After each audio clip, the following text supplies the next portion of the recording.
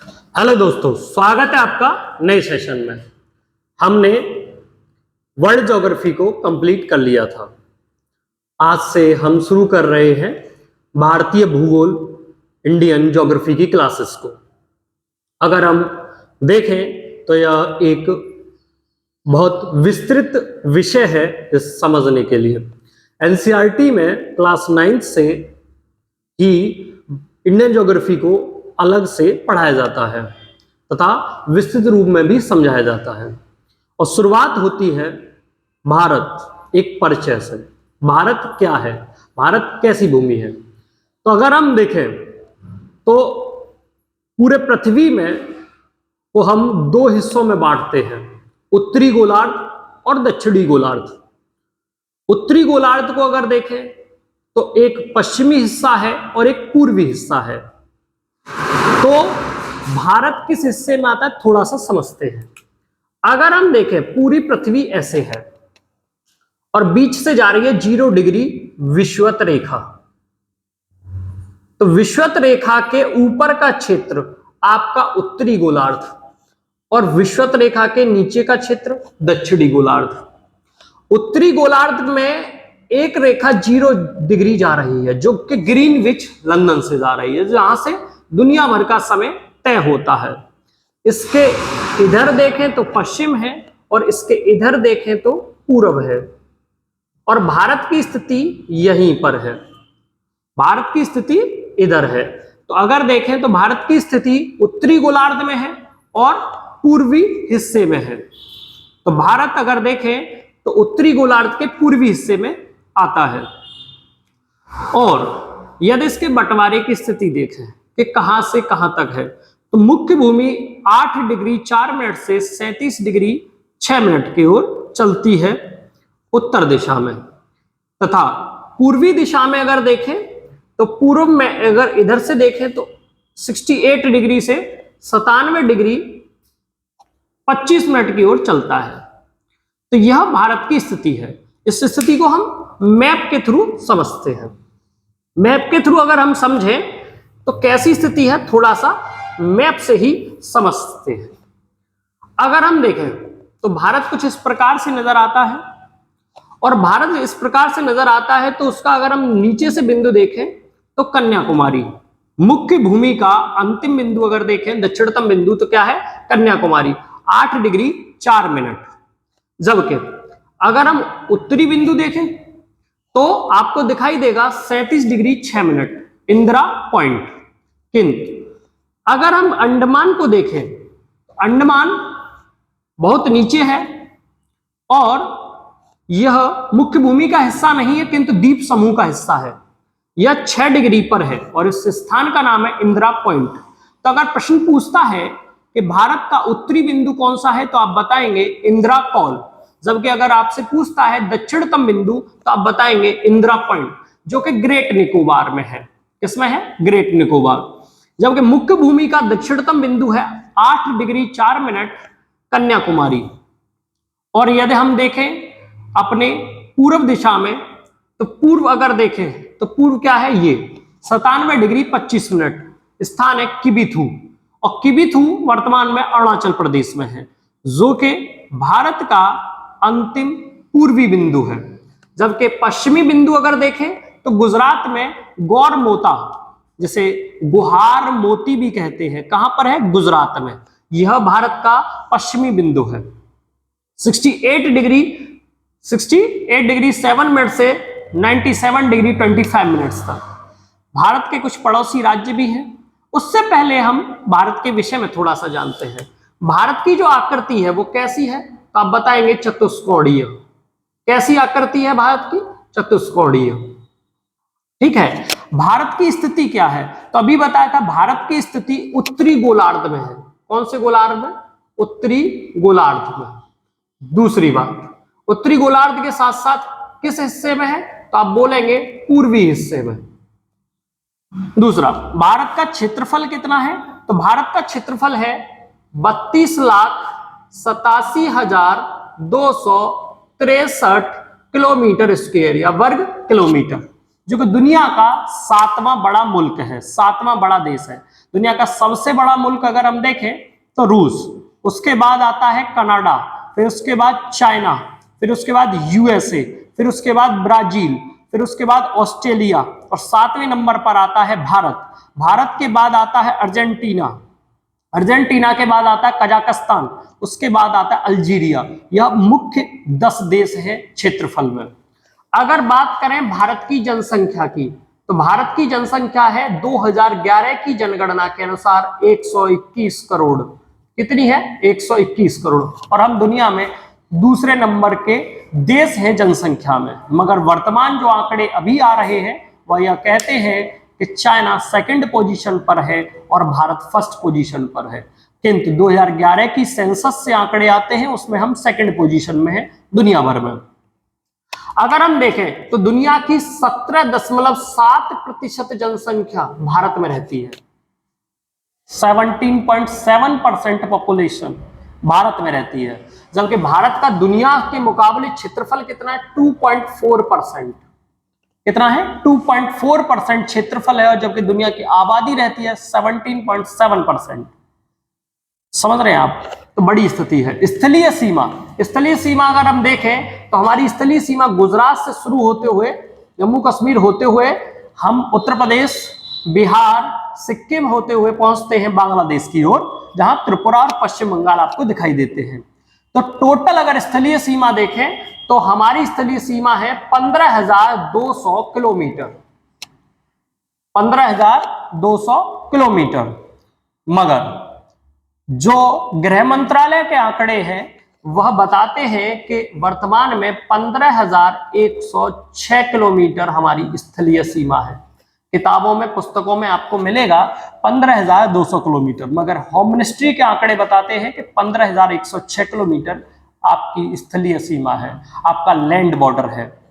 अगर आप जलीय सीमा की बात करें, यानी कि हमारी कोस्टल लाइन, तो कोस्टल लाइन आप देखते हैं यहां से गुजरात से शुरू होते हुए आप नीचे तक चले जाएं और यहां तक आपको दिखाई देती है उड़ीसा के क्षेत्र, पश्चिम बंगाल तक।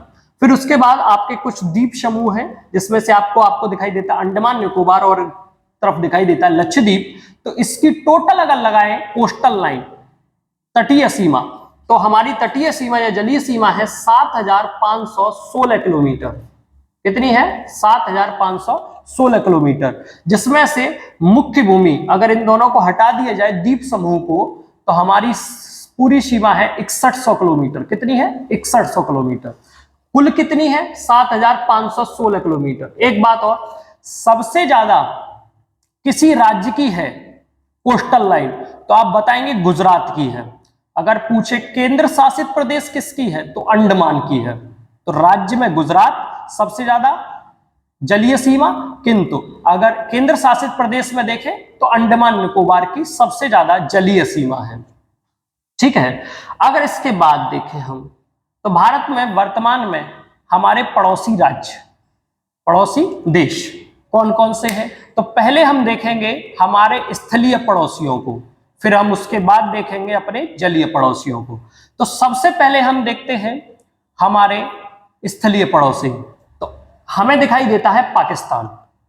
किस साइड में दिखाई देता है? तो आप बताएंगे उत्तर पश्चिम साइड में। यह ऊपर उत्तर है और इधर पश्चिम है, तो क्या हो जाएगा? उत्तर पश्चिम में हमें पाकिस्तान दिखाई देता है। इसकी राजधानी है इस्लामाबाद। इसके बाद ऊपर हमें दिखाई देता है अफगानिस्तान, जिसकी राजधानी है काबुल। फिर हमें दिखाई देता है उत्तर की दिशा में, क्या है उत्तर की दिशा में?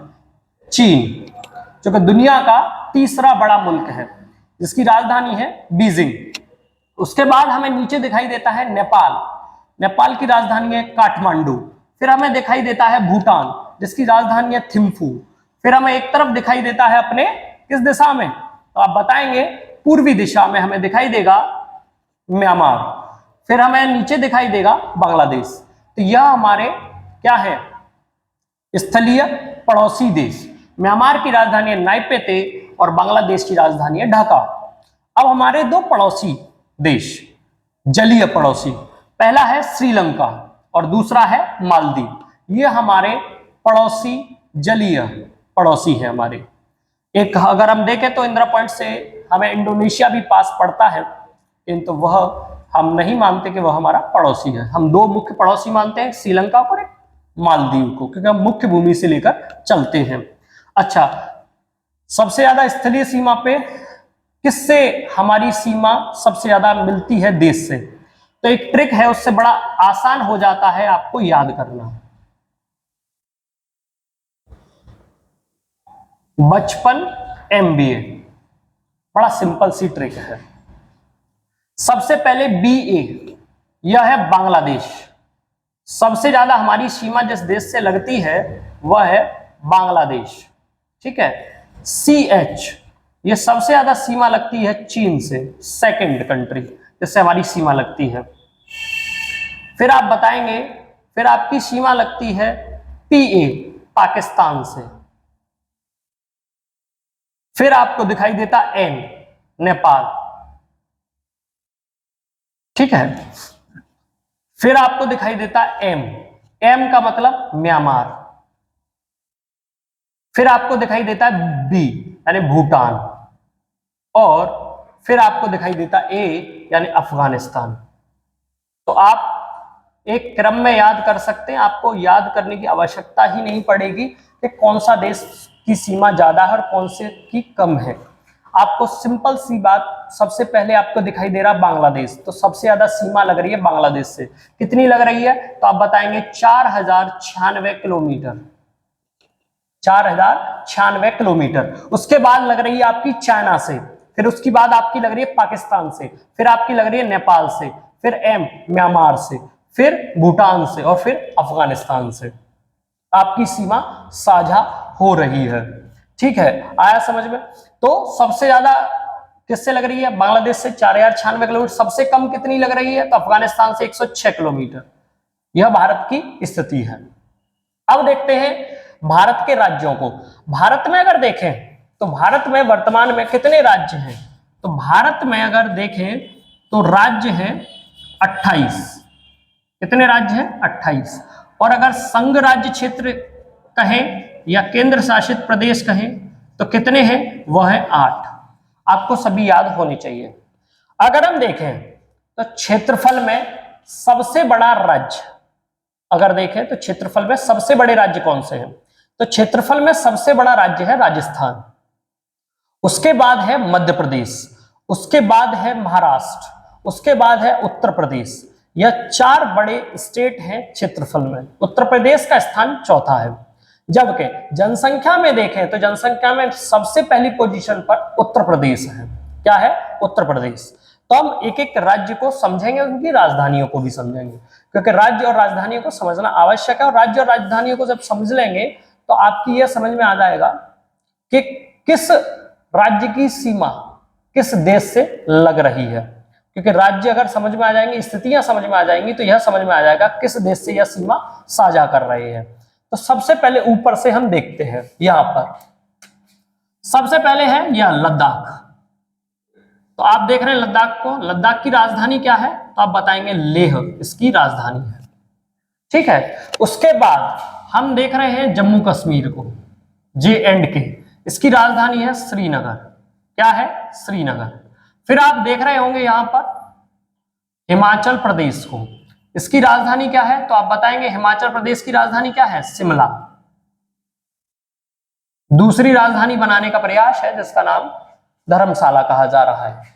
इसके बाद आप देखते हैं एक बड़े राज्य को, पंजाब को। क्या है? पंजाब। पंजाब की राजधानी क्या है? तो आप बताएंगे चंडीगढ़। क्या है? चंडीगढ़। फिर आप यहां देख रहे होंगे बड़े राज्य राजस्थान को, जिसकी राजधानी है जयपुर। फिर आप देख रहे होंगे यहां पर यह उत्तराखंड है ऐसे, और यहां पे आपको दिखाई देगा हरियाणा। तो हरियाणा की राजधानी भी क्या है? चंडीगढ़। और चंडीगढ़ अपने आप में एक संघ राज्य क्षेत्र केंद्र शासित प्रदेश है जिसकी राजधानी स्वयं में चंडीगढ़ है। तो अगर कोई शहर पूछे कि ऐसा शहर जो 3 राज्यों की राजधानियां हैं तो वह है चंडीगढ़। हरियाणा की चंडीगढ़, पंजाब की चंडीगढ़ और चंडीगढ़ की चंडीगढ़। फिर आपको दिखाई देता है यहां पर उत्तराखंड। उत्तराखंड की राजधानी क्या है? तो आप बताएंगे देहरादून। क्या है? देहरादून। दूसरी राजधानी बनाने का प्रयास है। क्या है दूसरी राजधानी? गैरसैंण, तो याद रखिए गैरसैंण। फिर आपको यहां दिखाई देता है दिल्ली, जिसकी राजधानी है नई दिल्ली। दिल्ली की राजधानी क्या है? नई दिल्ली। फिर आपको दिखाई देता है उत्तर प्रदेश। उत्तर प्रदेश अगर देखें तो यूपी। यूपी की राजधानी क्या है? तो आप बताएंगे क्या है राजधानी यूपी की? लखनऊ। फिर आप नीचे आ जाएं तो आपको यहां दिखाई देता है गुजरात। क्या दिखाई देता है? गुजरात, जिसकी राजधानी है गांधीनगर। ठीक है। फिर उत्तर प्रदेश से लगा हुआ स्टेट है, आप बताएंगे बिहार, और बिहार की राजधानी है पटना। क्या है राजधानी? पटना। फिर इन सबसे लगा हुआ एक स्टेट जो कि भारत का दूसरा बड़ा राज्य है, एमपी। तो एमपी की राजधानी आप बताएंगे तो वो भोपाल। क्या है? भोपाल। बिहार से अलग हुआ झारखंड। क्या है? झारखंड, जिसकी राजधानी है रांची। फिर आप एमपी से अलग हुआ स्टेट आप बताएंगे छत्तीसगढ़, तो आप बताएंगे इसकी राजधानी रायपुर। क्या है? रायपुर। तो यह स्टेट्स आप समझ पा रहे हैं। यहां पर आएगा देश का तीसरा बड़ा राज्य महाराष्ट्र,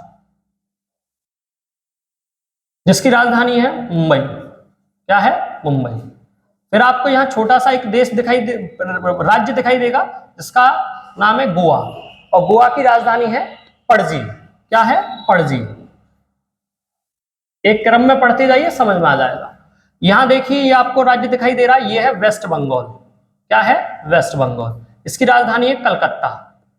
क्या है? कलकत्ता। फिर आपको यहां से यहां तक दिखाई दे रहा होगा उड़ीसा। क्या है यह? उड़ीसा। उड़ीसा की राजधानी आप बताएंगे तो आप क्या बताएंगे उड़ीसा की राजधानी? तो उड़ीसा की राजधानी भुवनेश्वर। फिर हम अगर देखें, यह आपको दिखाई देगा तेलंगाना। तेलंगाना की राजधानी है हैदराबाद। क्या है? हैदराबाद। फिर आपको यहां दिखाई दे रहा होगा आंध्र प्रदेश। कौन सा प्रदेश? आंध्र प्रदेश। आंध्र प्रदेश की राजधानी क्या है? तो आप बताएंगे नई राजधानी अमरावती। फिर आपको यहां दिखाई दे रहा होगा कर्नाटक,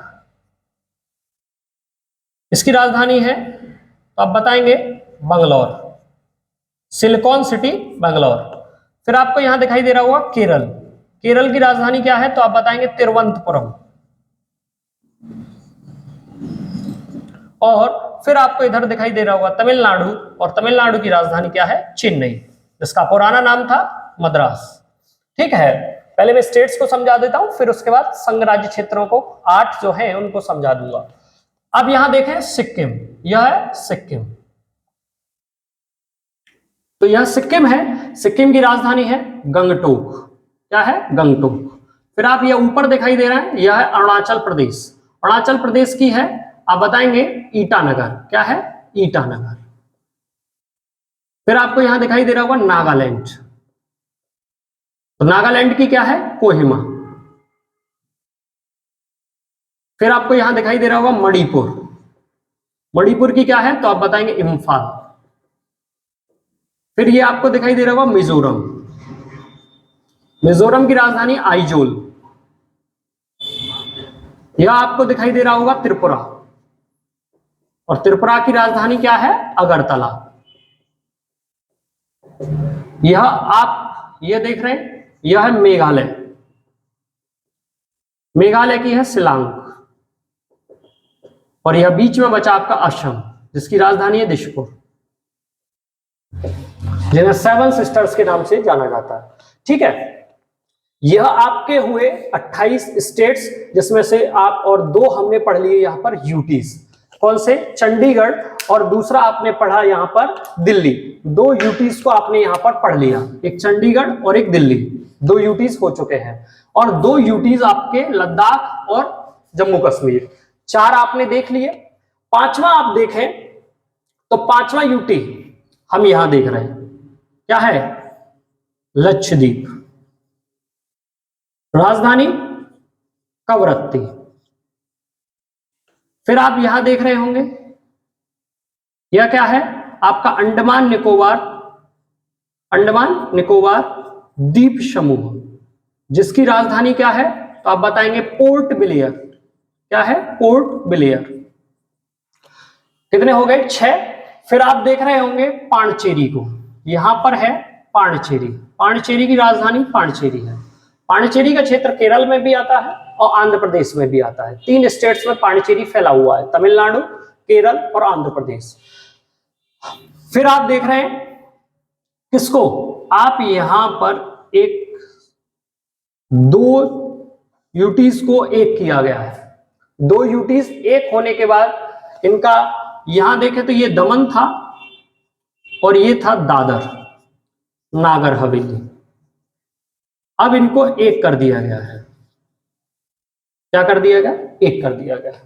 तो 1 2 3 4 5 6 7 और 8 आपको यूटीज दिखाई देती है, जिसमें से जम्मू कश्मीर की राजधानी श्रीनगर, लद्दाख की राजधानी है लेह, दमन की क्या है, सिलवासा, दादर नागर हवेली की दादर, लक्षद्वीप की कवरत्ती, अंडमान निकोबार की पोर्ट ब्लेयर और पांडिचेरी की पांडिचेरी, और 28 राज्य। अब अगर हम देखें तो अब दोबारा इस मैप पर पहुंचते हैं। इस मैप को जब हम समझ रहे होंगे तो आपको दिखाई दे रहा होगा पाकिस्तान, और इस मैप के हिसाब से देखें तो हमारी जो लद्दाख की सीमा है वो पाकिस्तान से लगती है, लद्दाख की लगती है, जम्मू कश्मीर की लगती है, पंजाब की लगती है, राजस्थान की लगती है और गुजरात की लगती है।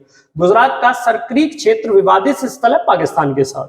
जम्मू कश्मीर के साथ एक ही राज्य का बॉर्डर लगता है, वह पहले जम्मू कश्मीर था, दोनों का बॉर्डर लगता है जम्मू कश्मीर और लद्दाख का। फिर उसके बाद हम चाइना को देखें तो चाइना के साथ हमारा लद्दाख का बॉर्डर लगता है, हिमाचल प्रदेश, उत्तराखंड और हमें दिखाई देता है सिक्किम का क्षेत्र भी किससे लगता है, चाइना के बॉर्डर से, और अरुणाचल प्रदेश का किससे लगता है, चाइना के बॉर्डर से। अगर हम देखें तो एक ऐसा राज्य जिसकी सीमा 3 देशों से टच करती है, ऐसा राज्य जिसकी सीमा 3 देशों से टच करती है, तो आप बताएं, सिक्किम।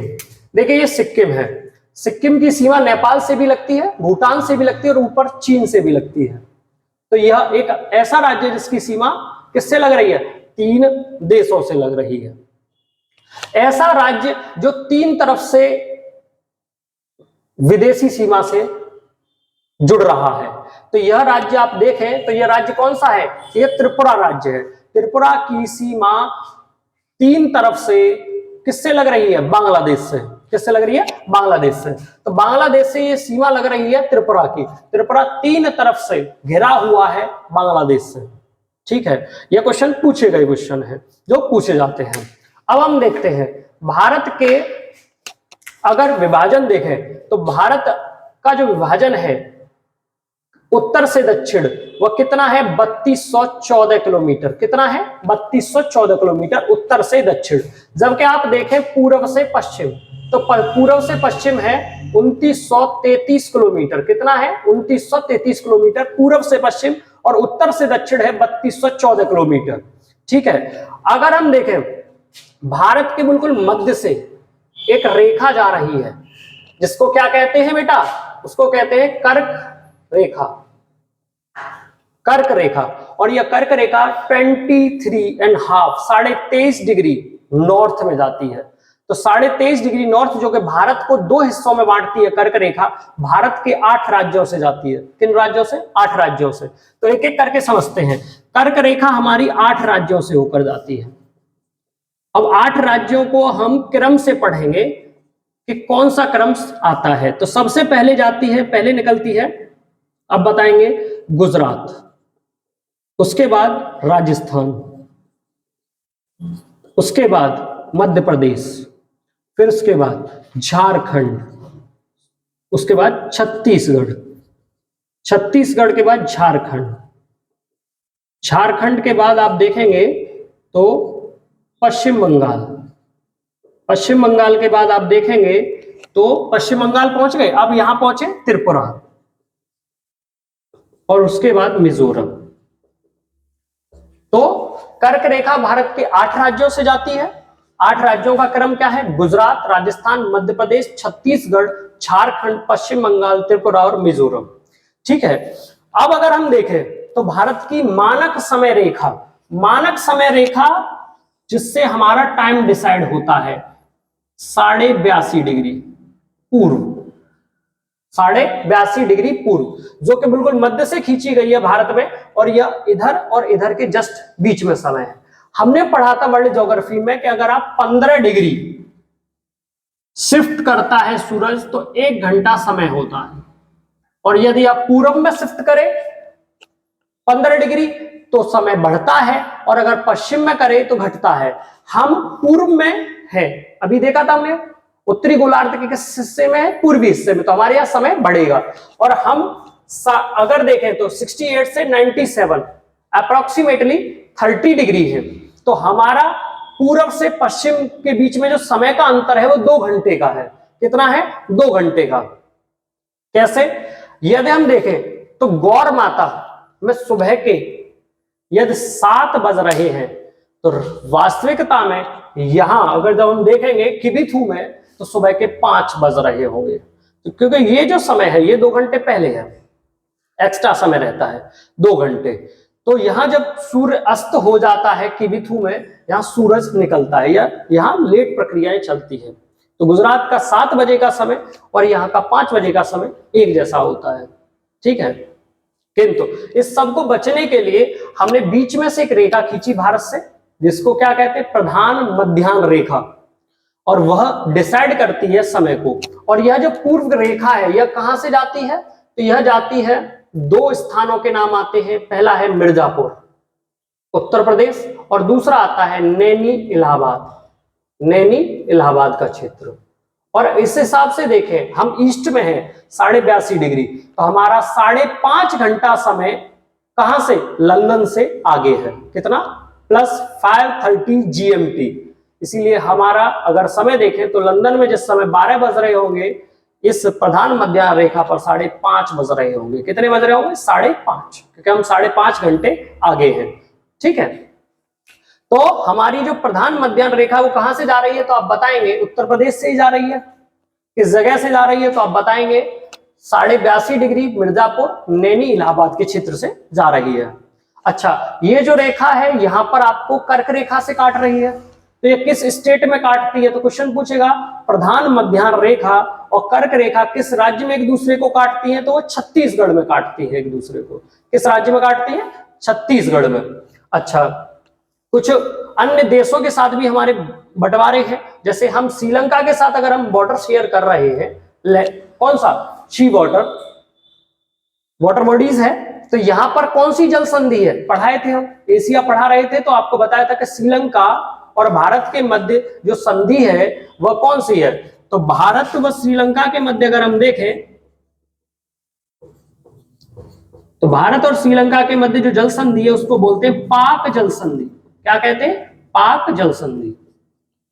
तो पाक जल संधि क्या करती है? पाक जल संधि बांटती है भारत और श्रीलंका को। यहीं पर है मन्नार की खाड़ी, और मन्नार की खाड़ी एक राष्ट्रीय उद्यान भी है, याद रखें, नेशनल पार्क भी है। इस क्षेत्र में, तमिलनाडु के क्षेत्र में। उसके बाद अगर हम देखें तो 10 डिग्री चैनल, 10 डिग्री चैनल अगर हम देखें तो 10 डिग्री चैनल हमें बांटता है यहां पर 10 डिग्री चैनल। 10 डिग्री चैनल हमें बांटता है लघु अंडमान को ग्रेट निकोबार से। लघु अंडमान व ग्रेट निकोबार के बीच में है आपका 10 डिग्री चैनल, और ग्रेट निकोबार क्षेत्र में ही आपका क्या मिलता है? इंदिरा पॉइंट, जो भारत का दक्षिणतम बिंदु है। भारत का दक्षिणतम बिंदु कौन सा? इंदिरा पॉइंट। उत्तरी बिंदु कौन सा है? इंदिरा कॉल। आया समझ में? तो यह भारत की स्थिति है। हमने सभी राज्यों को देखा, सभी संघ राज्य क्षेत्रों को देखा, उनकी राजधानियां देखी, किस देश से सीमा सबसे ज्यादा लगती है वह भी देखा हमने। तो और अगर इस सब में देखें तो सबसे ज्यादा जलीय सीमा किससे लग रही है राज्य में? तो आप बताएंगे गुजरात से।